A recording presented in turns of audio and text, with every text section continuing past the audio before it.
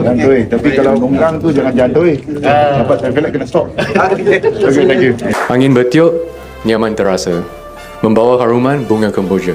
Terima kasih YB sudi bersama. Foodpanda committed terus berusaha. Saya nak bagi pantun ini sebagai jawab balas dan juga sebagai penghargaan kepada Foodpanda atas sumbangan pada hari ini.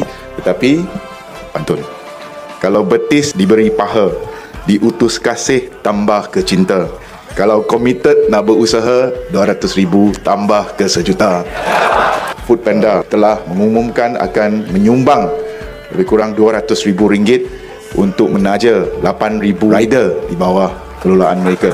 Kita minta ini bukan untuk Pekeso, bukan untuk Kesuma, jauh lagi untuk menteri. Kita minta ini adalah untuk kebajikan pekerja-pekerja kita, pekerja gig kita, rider-rider kita. Itu secara sukarela. Sekarang kita nak kata wajibkan supaya panda-panda ini mereka boleh carum secara berkala. Kita nak menginstitusikan, kita nak tetapkan supaya tak kira siapa jadi bos, tak kira pi syarikat mana, benda itu dah ada.